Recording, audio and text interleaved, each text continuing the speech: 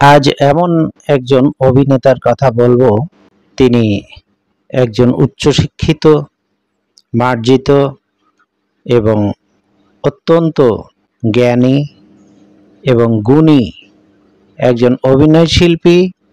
এই জনপ্রিয় কৌতুক অভিনেতার নাম হাসমত, যাকে হাবা হাসমত বলে মানুষ চিনে। ঢাকাই চলচ্চিত্রের অতি পরিচিত মুখ। তিনি একজন তুখোর মেধাবী কৌতুক অভিনেতা, একজন গুণী চলচ্চিত্র নির্মাতা, প্রযোজক। এই হাসমতের জন্ম 1936 সালে পুরান ঢাকার বংশালে। তিনি ঢাকা বিশ্ববিদ্যালয় থেকে বাংলা ভাষা এবং সাহিত্যে MA পাশ করেন। ছোটবেলা থেকে অভিনয়ের প্রতি প্রচণ্ড ঝোঁক ছিল তার। একসময় তিনি মঞ্চ নাটকের সঙ্গে জড়িত ছিলেন, বিভিন্ন নাটকে অভিনয় করেন, তবে তিনি নাটকে কখনোই কমেডিয়ান চরিত্রে অভিনয় করেননি। সিরিয়াস ধরনের চরিত্রেই অভিনয় করেছেন, এমনকি তিনি ভিলেন হিসেবে অভিনয় করেছেন। হাসমতের চলচ্চিত্রে আগমন হয় 1960 সালে সহকারী পরিচালক হিসেবে উদয়ন চৌধুরী পরিচালিত 20 কন্যা ছবির মাধ্যমে, যদিও সেই ছবিটি মুক্তি পায়নি। পরবর্তী সময়ে নারায়ণ ঘোষ মিতার সঙ্গে কাজ করেন তিনি। হাসমত অভিনীত MA খলিল পরিচালিত 1966 সালে মুক্তি পায় প্রথম উর্দু ছবি পুনম কি রাত।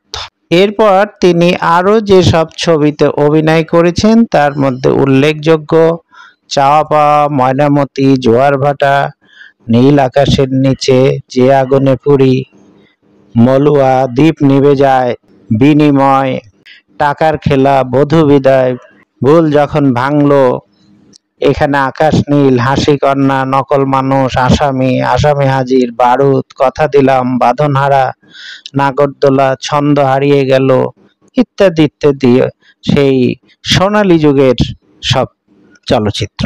হাসমত শুধু কৌতুক অভিনেতাই ছিলেন না, তিনি একজন সফল চলচ্চিত্র পরিচালকও ছিলেন। পরিচালক হিসেবে তিনি আত্মপ্রকাশ করেন 1973 সালে মুক্তিপ্রাপ্ত এখানে আকাশ নীল ছবিটির মাধ্যমে।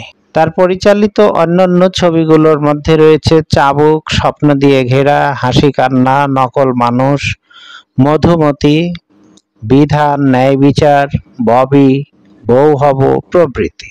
কৌতুক অভিনেতা হিসেবে তিনি ছিলেন সর্বাধিক পরিচিত ও জনপ্রিয়। তিনি তার সহজ সরল বোকা স্বভাবের অভিনয় দিয়ে সিনেমা দর্শকদের মুগ্ধ করেছেন বিমোহিত। ভালো অভিনেতা হিসেবে জায়গা করে নিয়েছেন তাদের হৃদয়ে।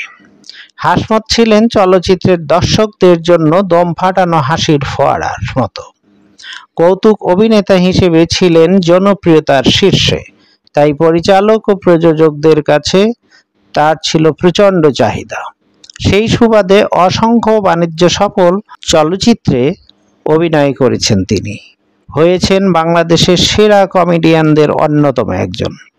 হাসির রাজা হাসমত এক সময় এতটাই জনপ্রিয় হয়ে ওঠেন যে তার নামে তাকে প্রধান চরিত্র করে হাবা হাসমত নামে একটি ছবিও নির্মাণ করা হয়। সোহরাব আহমেদ পরিচালিত সেই ছবিতে হাসমতের নায়িকা ছিলেন জগৎ বিখ্যাত নায়িকা ববিতা। সেই থেকে হাসমতের নাম কিংবদন্তি হয়ে ওঠে হাবা হাসমত নামে। খ্যাতিমান ও জনপ্রিয় কৌতুক অভিনেতা হাসমত তার চলচ্চিত্র কর্মের মাধ্যমে চির অম্লান হয়ে থাকবেন আমাদের মাঝে। 10 নভেম্বর 2004 সালে তিনি প্রয়াত হন। এই গুণী বরেণ্য অভিনেতার প্রতি রইল আমাদের বিনম্র শ্রদ্ধা।